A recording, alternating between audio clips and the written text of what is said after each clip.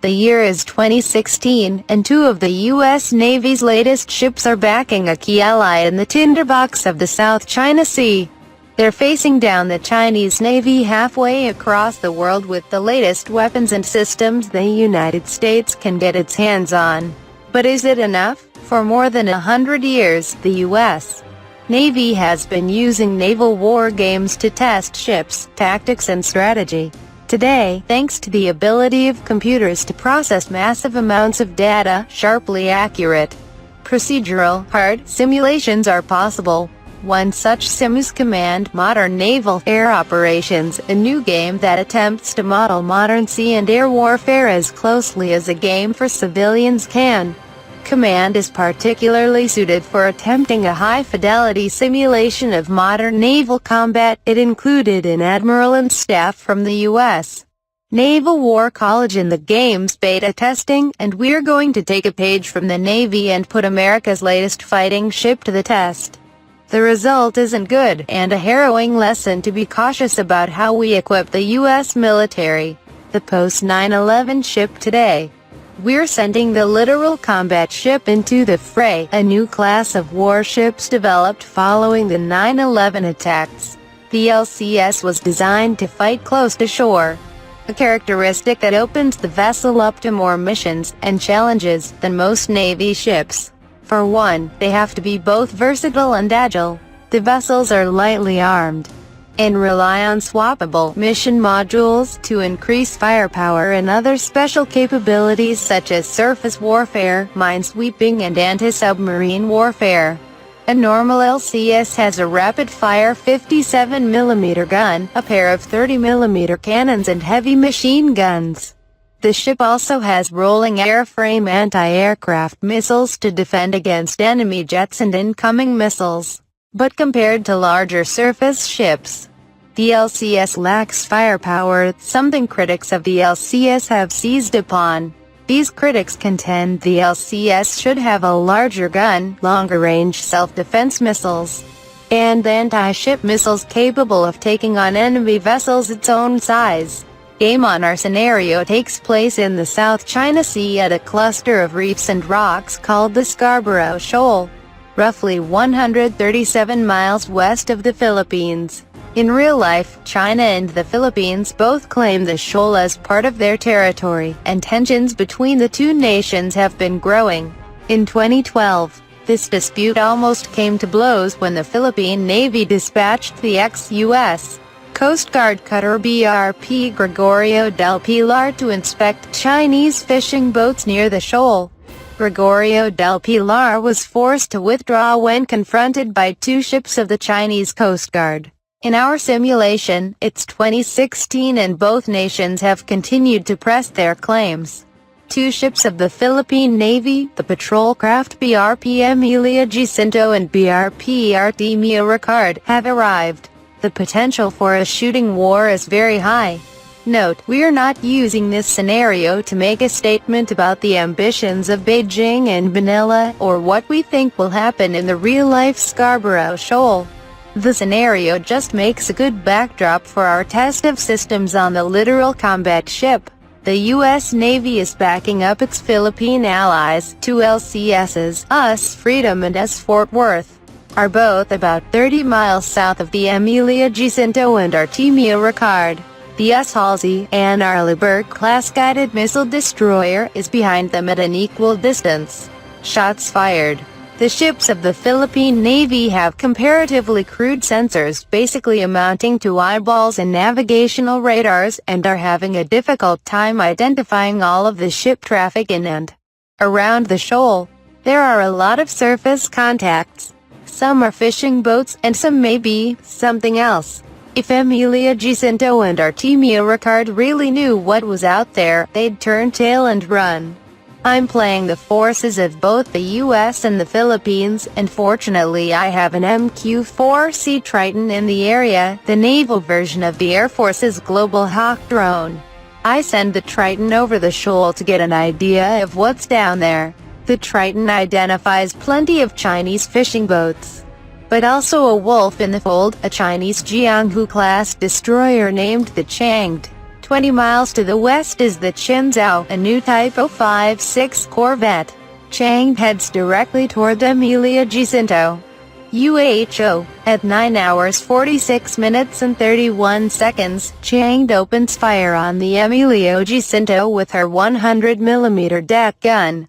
Emilia Jacinto immediately returns fire with her 76mm gun and scores a lucky hit, starting a minor fire on Chang. A gunfight rages for more than 3 minutes, during which time Chang is struck several times. Emilia Jacinto reports she is under missile attack from the west. That would make the attacker the Corvette Qinzhou. Without air defense radars and advanced weapons, Emilia Jacinto is a sitting duck. Seconds later, she is hit by several Chinese YJ-83 Eagle Strike anti-ship missiles, screaming in less than 30 feet above the ocean. Emilia Jacinto disappears from the command screen. Another brace of YJ-83s streaks towards BRP Artemio Ricard. Despite the roughly 60-mile distance, Halsey attempts to intervene, launching some 6 surface-to-air missiles to knock down the Chinese missiles. But the distance is too much and Artemio Ricard is struck. The damage is catastrophic. Freedom and Fort Worth are steaming north at flank speed. I am ordering them to engage Qinzhou and the wounded Chang, now fleeing north away from the battle zone. It's a gamble because littoral combat ships are not well protected against anti-ship missiles, having only their 57mm guns and rolling airframe missile launcher mounts. I believe Qinzhou is out of anti-ship missiles. Chang might still have all of her missiles, but she's also taken serious damage trading shots with Emilia Jacinto, moving at more than 40 knots. Fort Worth and Freedom begin closing the gap. Qinzhou and Chang both turn to face Fort Worth. Apparently they want to fight. I'll oblige them. Both LCSs are under orders to engage the enemy as soon as they come close enough to fire their Griffin surface-to-surface missiles. Between the two of them, they have 30 Griffins. At 4 miles, Fort Worth opens up on Qinzhou with her 57mm gun. Qinzhou immediately returns fire with her 76mm gun, lightly damaging Fort Worth. Unfortunately, Fort Worth's rolling airframe missile launcher is destroyed early on, meaning she is out of active anti-missile defenses. Then the Griffin missile launcher is put out of action, meaning Fort Worth's sole armament is a single 57mm gun. Within moments, that too is destroyed. Fort Worth is hurt, with a bad fire and severe flooding. She's defenseless at this range. It's time to leave. Fort Worth turns to race south at maximum speed, but it continues to be pummeled by Qinzhou's 76mm gun, laser rangefinders, gun directing radar, 30mm Bushmaster guns all knocked out. The damage reports keep coming in. Fort Worth is doomed. As if that weren't bad enough, Halsey detects 2 anti-ship missiles launched to the south, halfway between her and Fort Worth and right in the vicinity of the Scarborough Shoal. Could they be from a submarine? Whatever they are, they're moving at 520 knots. The 2 mystery missiles streak north towards Fort Worth. Not good. Halsey again tries to intervene, launching a salvo of 4 some 6 air defense missiles that within moments are traveling at 2,400 knots. Will they reach the threats in time?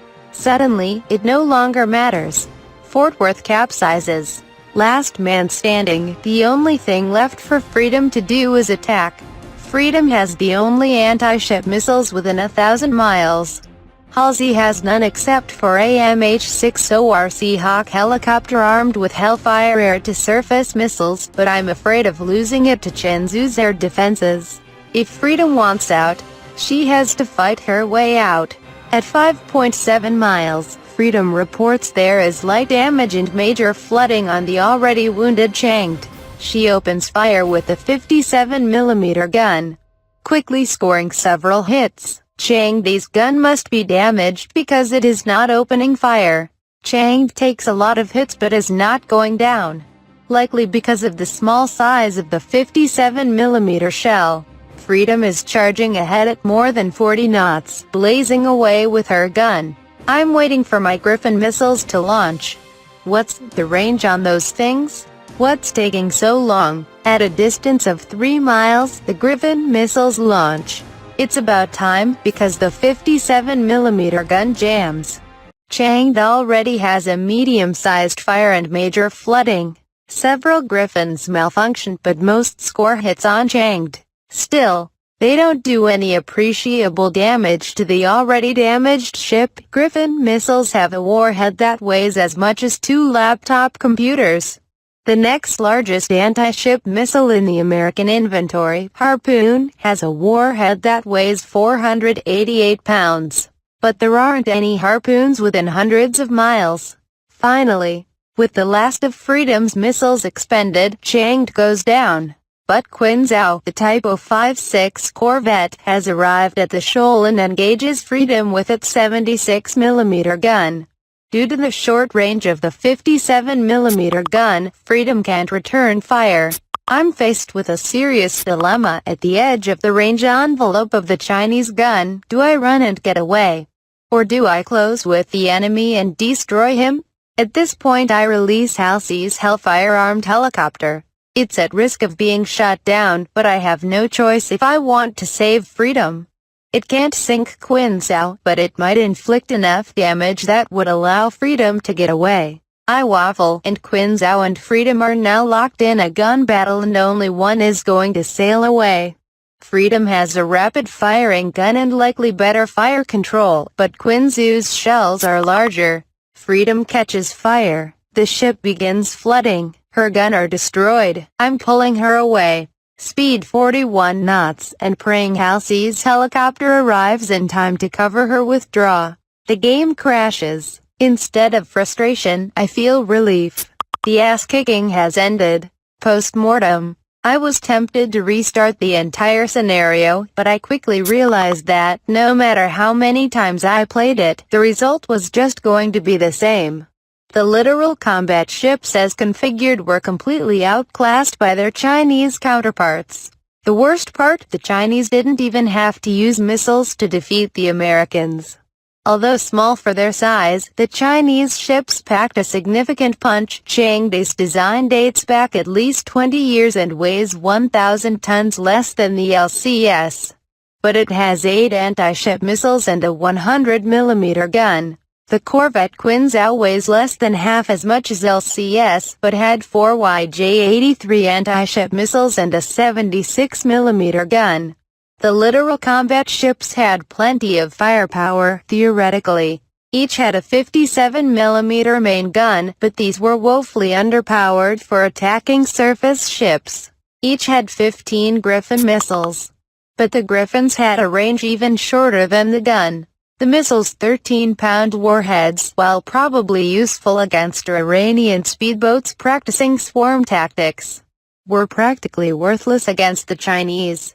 Worst of all, in order to bring what meager firepower each had to bear against the enemy, the LCS had to bring itself within range of multiple Chinese weapon systems. In our simulation, the literal combat ships were defeated. Is this an indictment of the LCS? It's not that simple. The LCS as we configured them, as U.S. Navy currently plans to configure them, were defeated. But the LCS is modular in nature, and the loadout of the anti-surface warfare module they carried could be changed. If I had, for example, a mix of Griffin and Norwegian-made naval strike missiles, I could have quickly destroyed both Chinese ships without things degenerating into a sword fight where I had only a knife. The 57mm gun wasn't really a problem, because I wasn't supposed to be using it to engage other ships anyway. The decision that led me to use it in desperation against other ships was the problem. The speed of LCS was useful, as I was able to push both ships forward at more than 40 knots. But as I was doing so, I couldn't help but think that the gain of moving an extra 10 miles an hour was not really all that useful when a Chinese YJ-83 missile had a range of 186 miles. I would have gladly traded the speed advantage of the LCS for the ability to sense and destroy Chinese ships at 187 miles. There's an inherent danger in reading too much out of commercial wargame simulations. As much as the game designers try to model modern air and naval warfare as accurately as possible. And that is exactly what Command's designers did. The unknown unknowns, as Donald Rumsfeld would probably put it, could tip the scenario either way. Warfare is tragic and unpredictable. Any difference in training, maintenance or secret capabilities of both navies, things we wouldn't know until the shooting starts, could have decisively impacted the scenario. Still, as the U.S. defense budget grows smaller and hard choices are being made, the dismal performance of the LCS's anti-surface warfare module in our simulation is food for thought. Do we want the literal combat ship to be able to tackle ships less than half its size, and if so, how do we get there? Because we're certainly not there yet. The LCS is the Navy's handyman, capable of doing all sorts of jobs with its mission module system. Like all handymen, it has its toolboxes to get the job done. And few handymen are really good at everything you might expect them to do. With all the potential missions for the literal combat ship and a limited pool of money, what do we expect it to do really well?